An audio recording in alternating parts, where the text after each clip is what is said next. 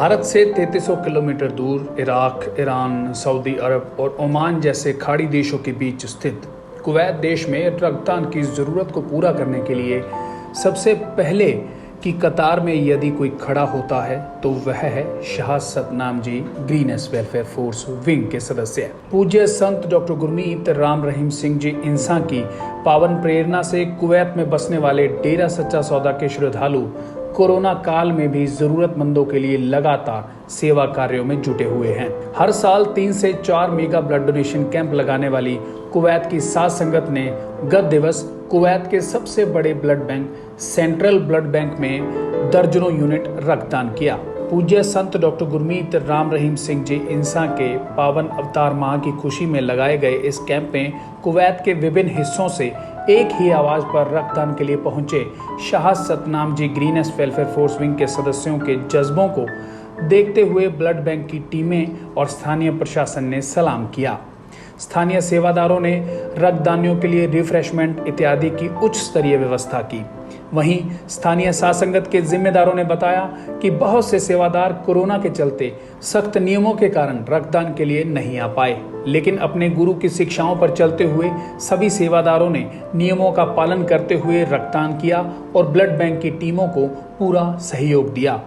यहाँ यह बताना जरूरी है कि कुवैत में रहने वाले डेरा सच्चा सौदा के श्रद्धालु ज्यादातर भारत के विभिन्न राज्यों से संबंध रखते हैं। विदेशों में काम धंधे के लिए गए ये सेवादार न केवल मेहनत की कमाई करते हैं बल्कि लगातार अपनी कमाई में से वहां जरूरतमंदों के लिए मदद करते हैं। इन सेवादारों की भावना से कुवैती प्रशासन और ब्लड बैंक खासे प्रभावित हैं। इन सेवादारों के जज्बे से प्रभावित होकर कुवैती ब्लड बैंक के ऑफिसर्स कुछ वर्ष पूर्व भारत आए थे और यहाँ आकर उन्होंने पूज्य संत गुरमीत राम रहीम सिंह जी इंसा का तहे दिल से शुक्रिया किया और उन्हें सम्मानित किया। उनका मानना है कि इंसान को इंसानियत का मार्ग दिखाने वाले उनके गुरु वाकई में ही पूर्ण फकीर हैं। अन्यथा इस कलयुग में लोग बिना किसी लालच या स्वार्थ के अपना बाल तक नहीं देते और दूसरी तरफ डेरा सच्चा सौदा के श्रद्धालु रक्तदान के क्षेत्र में चलते फिरते ट्रू ब्लड पंप कहे जाने लगे हैं। नमस्कार, मैं हूं अनिल कक्कड़ और सच कहूं में आपका स्वागत है।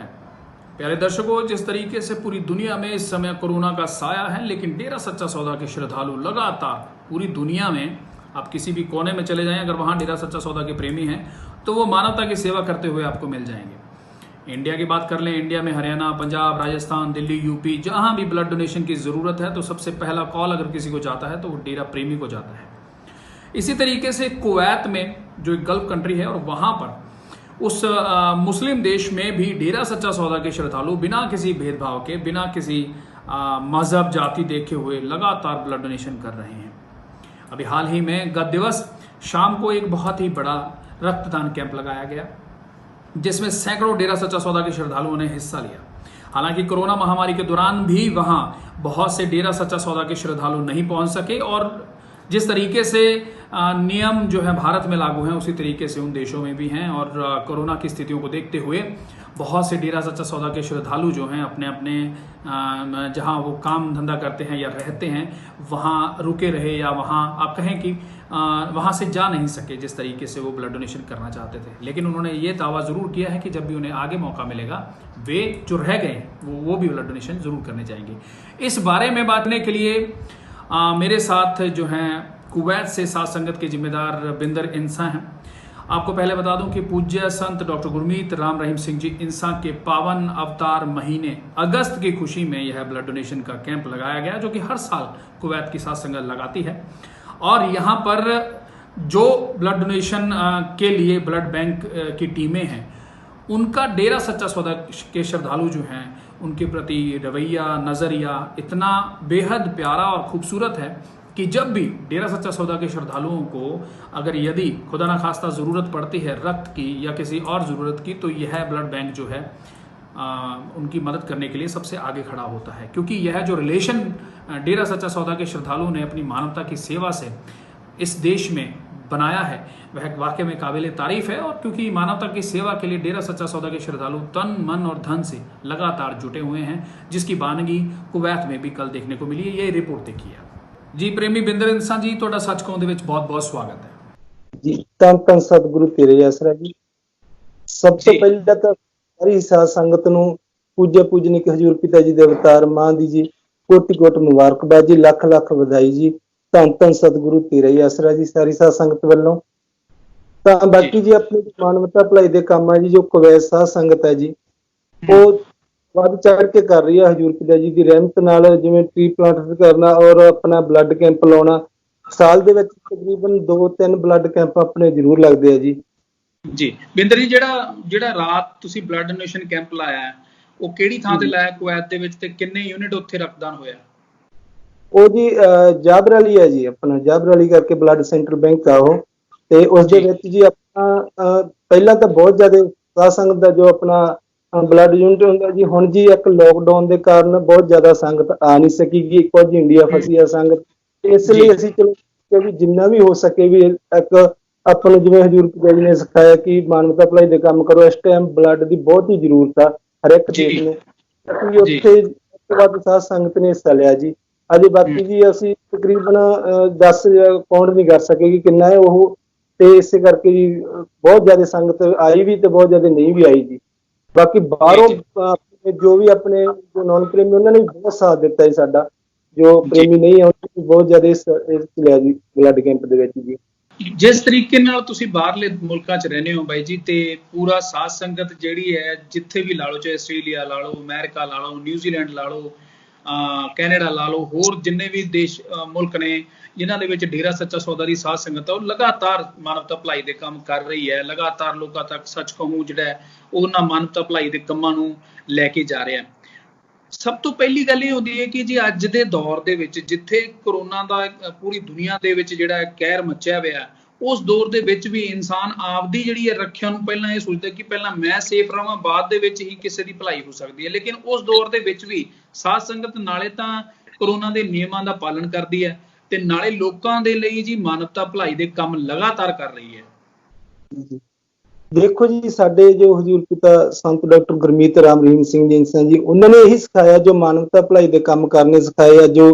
ਕਿਸੇ ਦੀ ਜੋ ਰੱਖਿਆ ਕਰਨੀ ਸਿਖਾਈ ਗਈ ਆ, ਤਾਂ ਇਹੀ ਸਾਡੇ ਅੰਦਰ ਉਹਨਾਂ ਨੇ ਕੁੱਟ-ਕੁੱਟ ਕੇ ਜਜ਼ਬਾ ਭਰਿਆ, ਬੇਟਾ ਤੁਸੀਂ ਕੋਈ ਵੀ ਕਿਤੇ ਵੀ ਜਾਓ, ਕਿਸੇ ਦੀ ਆਪਾਂ ਜੋ ਹੈਲਪ ਲਈ ਜਾਂਦੇ ਜਾਂ ਬਲੱਡ ਕੈਂਪ ਲਾਉਣੇ ਆ ਜਾਂ ਕਿਸੇ ਦੇ ਕੋਈ ਵੀ ਆਪਾਂ ਜਿਵੇਂ ਹਾਰਟ ਪੀੜਤ ਹੁੰਦੇ ਆ ਜਾਂ ਕਿਤੇ ਕੋਈ ਵੀ ਐਸੀ ਦੁਰਘਟਨਾ ਵਾਪਰਦੀ ਆ, ਤਾਂ ਡੇਰਾ ਸੱਚਾ ਸੌਦਾ ਇੱਕ ਐਸੀ ਸੰਸਥਾ ਜੋ ਗ੍ਰੀਨੈਸ ਆ, ਜੋ ਆਪਣੀ ਜਾਨ ਦੀ ਨਾ ਪਰਵਾਹ ਕਰਦੇ ਹੋਏ ਵੀ ਉੱਥੇ ਪਹੁੰਚਦੀ ਹੈ ਤੇ ਮਦਦ ਕਰਦੀ ਹੈ ਜੀ ਲੋਕਾਂ ਦੀ। ਜੀ ਬਾਈ ਜਿਹੜਾ ਤੁਸੀਂ ਰਾਤ ਕੈਂਪ ਲਾਇਆ, ਉਹਨਾਂ ਦੇ ਵਿੱਚ ਜਿਹੜੇ ਆਪਣੇ ਸੇਵਾਦਾਰ ਲੋਕ ਆਏ ਆ, ਸ਼ਾਸਤਨਾਮ ਜੀ ਗ੍ਰੀਨੈਸ ਵੈਲਫੇਅਰ ਫੋਰਸ ਵਿੰਗ ਦੇ ਮੈਂਬਰ ਆਏ, ਉਹ ਕਿਹੜੀ ਥਾਂ ਤੋਂ ਕੁਵੈਤ ਦੇ ਕਿਹੜੇ ਹਿੱਸੇ ਚੋਂ ਆਏ? ਇਹ ਜੀ ਇੱਕ ਤਾਂ ਆਪਣੇ ਜੀ ਕੁਝ ਤਾਂ ਬਈ ਆਪਣੇ ਹਸਾਵੀ ਏਰੀਆ ਪੈਂਦਾ, ਹਸਾਵੀ ਕਰਕੇ ਕੁਝ ਮਤਲਬ ਆਪਣੇ ਮਾਹਮੁੱਲਾ ਹੋ ਗਿਆ, ਮਾਹਮੁੱਲਾ ਇੱਥੇ ਛੋਟੇ ਛੋਟੇ ਮਤਲਬ ਕਸਬੇ ਇੱਥੇ, ਤੇ ਜਿਸ ਤਰ੍ਹਾਂ ਅਸੀਂ ਮੰਨ ਲਓ ਅਸੀਂ ਨਾਭੀ ਖਿਤਾਨ ਦੇ ਵਿੱਚ ਰਹਿ ਰਹੇ ਹਾਂ ਤੇ ਬਹੁਤ ਜ਼ਿਆਦਾ ਗ੍ਰੀਨੈਸ ਦੇ ਮੈਂਬਰ ਆ, ਜੋ ਕੁਝ ਆਪਣੇ ਕੀ ਉਹ ਆ ਨਹੀਂ ਸਕੇਗੇ ਵਿੱਚ, ਕੁਝ ਇੰਡੀਆ 'ਚ ਫਸੇ ਆ ਜੀ, ਇਸੇ ਕਰਕੇ ਬਹੁਤ ਥੋੜਾ ਘੱਟ ਹੀ ਆਏ ਜੀ। ਜੀ ਬਿੰਦਰ ਜੀ, ਇੱਕ ਸਵਾਲ ਹੋਰ ਹੈ ਕਿ ਜਿਸ ਤਰੀਕੇ ਨਾਲ ਤੁਸੀਂ ਉੱਥੇ ਮਦਦ ਕਰ ਰਹੇ ਹੋ, ਜੋ ਖਰਚਾ ਜੋ ਵੀ ਸਾਧ ਸੰਗਤ ਦਾ ਜੋ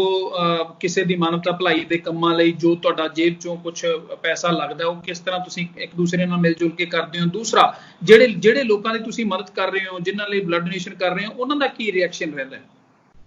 ਦੇਖੋ ਜੀ, ਜਿਹੜਾ ਅਸੀਂ ਮਤਲਬ ਖਰਚੇ ਦੀ ਗੱਲ ਕਰੀਏ ਤਾਂ ਜੋ ਵੀ ਸਾਡਾ ਖਰਚਾ, ਜੋ ਵੀ ਸਾਡੇ ਕੁਵੈਤ ਸਾਧ ਸੰਗਤ ਜੋ ਵੀ ਪਰਮਾਰਥ ਕਰਦੀ ਅਸੀਂ ਰਲ ਕੇ, ਤਾਂ ਉਹ ਸਾਡੇ ਇੱਕ ਕੋਸ਼ਿਸ਼ ਹੁੰਦੀ ਹੈ, ਜਿਸ ਤਰ੍ਹਾਂ ਕਿ ਮੈਂ ਜ਼ਿੰਮੇਦਾਰ ਹਾਂ, ਮੇਰੇ ਕੋਲੇ ਜੋ ਖਰਚਾ ਹੈ ਸਾਰਾ ਵੀ ਮੇਰੇ ਕੋਲੋਂ 4 ਪੈਸੇ ਲੱਗ ਜਾਣ, ਕਿ ਹਾਲਾਂਕਿ ਨਾ ਅਸੀਂ ਕਿਸੇ ਹੋਰ ਤੋਂ ਹੈਲਪ ਮੰਗਦੇ ਹਾਂ, ਸਿਰਫ ਅਸੀਂ ਜਿੰਨੇ ਵੀ ਆਪਣੀ ਸਾਧ ਸੰਗਤ ਆ ਉਹੀ, ਜਿਵੇਂ ਉੱਥੇ ਤੁਸੀਂ ਵੇਖਿਆ ਹੋਣਾ ਖਾਣ ਪੀਣ ਦੀ ਵੀ ਵਿਵਸਥਾ ਪੂਰੀ ਕੀਤੀ ਗਈ ਆ, ਜੂਸ ਵਗੈਰਾ ਜਿਸ ਤਰ੍ਹਾਂ ਵੀ ਹੁੰਦਾ ਬਲੱਡ ਦੇ ਕੈਂਪ ਵਿੱਚ ਉਹ ਸਾਰਾ ਸਾਡਾ ਖਰਚਾ ਆਪਦੇ ਤੇ ਹੁੰਦਾ ਹੈ। ਅਸੀਂ ਨਾ ਕਿ ਲਿਜਾਣਾ ਇਕੱਠਾ ਕਰਦੇ ਜੀ ਜਿਸ ਨੂੰ ਲਿਜਾਇਆ ਜਾਂਦਾ, ਠੀਕ ਹੈ ਜੀ, ਉਹ ਆਪਣਾ ਸਾਡਾ ਇੰਤਜ਼ਾਮ ਹੁੰਦਾ। ਬਾਕੀ ਜੋ ਉੱਥੋਂ ਦੇ ਲੋਕ ਮਹਿਸੂਸ ਕਰਦੇ ਆ ਜੀ, ਉਹ ਸਾਡਾ ਹਰ ਇੱਕ ਵਾਰੀ ਇਹੀ ਬੋਲਦੇ ਕਿ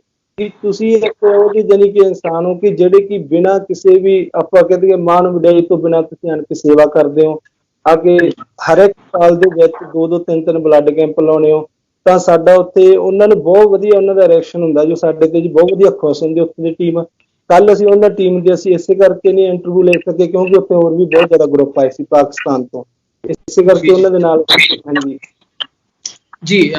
ਬਿੰਦਰ ਜੀ, ਜਿਸ ਤਰੀਕੇ ਨਾਲ ਤੁਸੀਂ ਦੱਸਿਆ ਕਿ ਤੁਸੀਂ ਸਾਲ ਦੇ ਵਿੱਚ 2 ਜਾਂ 3 ਬਲੱਡ ਕੈਂਪ ਲਾਉਨੇ ਹੋ, ਤੇ ਲੋਕਲ ਜਿਹੜੀ ਐਡਮਿਨਿਸਟ੍ਰੇਸ਼ਨ ਹੈ, ਲੋਕਲ ਗਵਰਨਮੈਂਟ ਹੈ, ਉਹ ਤੁਹਾਨੂੰ ਕਿੰਨਾ ਸਪੋਰਟ ਕਰਦੀ ਹੈ ਤੇ ਉਹਨਾਂ ਦਾ ਰਿਐਕਸ਼ਨ ਕੀ ਰਹਿੰਦਾ ਹੈ ਜਦੋਂ ਤੁਸੀਂ ਸੈਲਫਲੈਸਲੀ ਇਹ ਸਰਵਿਸ ਕਰਦੇ ਹੋ, ਬਿਨਾਂ ਕਿਸੇ ਤੋਂ ਪੈਸਾ ਪਾਈ ਲਏ, ਆਪਦੀ ਜੇਬ ਚੋਂ ਖਰਚਾ ਲਾ ਕੇ ਤੁਸੀਂ ਸਾਰੀ ਇਹ ਬੰਦੋਬਸਤ ਕਰਦੇ ਹੋ? ਦੇਖੋ ਜੀ, ਇੱਥੇ ਨਾ ਮਤਲਬ ਜੋ ਵੀ ਗਵਰਨਮੈਂਟ ਆ, ਆਪਾਂ ਜੋ ਬਲੱਡ ਬੈਂਕ ਉਹ ਸਰਕਾਰੀ ਹੈ। ਇੱਥੇ ਆਪਾਂ ਕਿਸੇ ਵੀ ਹਸਪੀਟਲ ਦੇ ਵਿੱਚ ਬਲੱਡ ਨਹੀਂ ਦੇ ਸਕਦੇ ਗੇ, ਜਿਸ ਤਰ੍ਹਾਂ ਆਪਣੇ ਇੰਡੀਆ ਦੇ ਵਿੱਚ ਆ। ਉਹ ਇੱਕ ਹੀ ਕੁਵੈਤ ਦੇ ਵਿੱਚ ਸਿਰਫ ਬਲੱਡ ਬੈਂਕ ਹੈ, ਜਿੱਥੇ ਕਿ ਸਾਰੇ ਆਲ ਉੱਥੇ ਕੁਵੈਤ ਦਾ ਬਲੱਡ ਮਿਲੂਗਾ ਤੁਹਾਨੂੰ ਕਿਤੇ ਵੀ। ਤਾਂ ਉਹੀ ਆਪਣੇ ਜੋ ਵੀ ਬੈਂਕ ਵਾਲੇ ਨੇ ਉਹ ਵੀ ਆਪਾਂ ਨੂੰ ਬਹੁਤ ਵਧੀਆ ਸਨਮਾਨਿਤ ਵੀ ਕਰਦੇ ਨੇ ਅਤੇ ਆਪਣਾ ਸਾਥ ਵੀ ਦਿੰਦੇ ਨੇ ਜਦੋਂ ਕਿਤੇ ਹੈਲਪ ਦੀ ਲੋੜ ਹੁੰਦੀ ਹੈ ਉਹਨਾਂ ਦੀ, ਜਾਂ ਸਾਨੂੰ ਕਿਤੇ ਬਲੱਡ ਚਾਹੀਦਾ ਤਾਂ ਰੱਬ ਨਾ ਕਰੇ ਸਾਨੂੰ ਕੋਈ ਨੌਬਤ ਜੀ ਆਉਂਦੀ ਹੈ ਸੰਗਤ ਨੂੰ, ਉਹ ਕਦੇ ਪਿੱਛੇ ਨਹੀਂ ਹਟਦੇਗੇ। ਸਾਨੂੰ ਪਤਾ ਜੀ, ਆਪਣੇ ਇੰਡੀਆ ਦੇ ਵਿੱਚ ਸ਼ਾਇਦ ਤੁਸੀਂ ਜਾਣਦੇ ਹੋਗੇ, ਜਦੋਂ ਬਲੱਡ ਕੈਂਪ ਵਰਲਡ ਤੌਰ ਤੇ ਬਲੱਡ ਕੈਂਪ ਲੱਗਾ ਸੀ ਦਿੱਲੀ ਦੇ ਵਿੱਚ ਸਟੇਡੀਅਮ ਦੇ ਵਿੱਚ, ਉਹਦੀ ਆਪਣੇ ਬਲੱਡ ਬੈਂਕ ਦੇ ਜੋ ਵੀ ਇੱਥੋਂ ਦੇ ਜ਼ਿੰਮੇਦਾਰ ਸੀ, ਉਹ ਸਾਰੀ ਟੀਮ ਆਈ ਸੀਗੀ। ਉਹਨਾਂ ਨੇ ਪੂਜਾ ਹਜ਼ੂਰ ਪਿਤਾ ਜੀ ਨੂੰ ਗੁੜਗਾਉਂ ਦੇ ਵਿੱਚ ਜਾ ਕੇ ਸਪੈਸ਼ਲੀ ਸਨਮਾਨਿਤ ਵੀ ਕੀਤਾ ਸੀ। ਇੱਥੋਂ ਦੇ ਕੁਵੈਤੀ ਡਾਕਟਰ ਸੀਗੇ ਜੀ ਜੋ। ਓਕੇ ਜੀ, ਬਹੁਤ ਵਧੀਆ ਜੀ।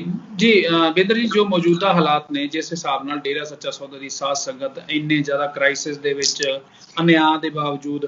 ਲਗਾਤਾਰ ਲੋਕਾਂ ਦੀ ਸੇਵਾ ਦੇ ਵਿੱਚ ਜੁਟੀ ਹੋਈ ਹੈ। ਇੰਡੀਆ ਦੇ ਵਿੱਚ ਵੀ ਗੱਲ ਕਰੀਏ ਤਾਂ ਪੰਜਾਬ, ਹਰਿਆਣਾ, ਯੂਪੀ, ਦਿੱਲੀ, ਰਾਜਸਥਾਨ, ਤੁਸੀਂ ਕਿਹੜੇ ਵੀ ਸੂਬੇ ਦੀ ਗੱਲ ਕਰ ਲਓ, ਜਿੱਥੇ ਡੇਰਾ ਪ੍ਰੇਮੀ ਵਸਦੇ, ਉਹ ਲਗਾਤਾਰ ਆਪਦੀਆਂ ਜਿਹੜੀਆਂ ਪੂਜਨੀਕ ਹਜ਼ੂਰ ਪਿਤਾ ਦੀਆਂ ਜਿਹੜੀਆਂ ਸਿੱਖਿਆਵਾਂ ਨੇ, ਉਹਨਾਂ ਤੇ ਪੂਰਾ ਅਮਲ ਕਰ ਰਹੇ ਹੈ, ਪੂਰਾ ਫੁੱਲ ਚੜਾ ਰਹੇ ਹੈ। ਇਸ ਬਾਰੇ ਕੀ ਕਹੋਗੇ? ਦੇਖੋ ਜੀ, ਸਾਡੇ ਸਤਿਗੁਰ ਨੇ ਚਾਹੇ ਦੁਨੀਆ ਸਾਡੇ ਤੇ ਕਿਸ ਤਰ੍ਹਾਂ ਦੇ ਵੀ ਇਲਜ਼ਾਮ ਲਾਉਂਦੀ ਹੈ, ਚਾਹੇ ਉਂਗਲਾਂ ਚੱਕਦੇ ਆ, ਅਸੀਂ ਉਹ ਚੀਜ਼ ਨੂੰ ਇਗਨੋਰ ਕਰਦੇ ਹਾਂ,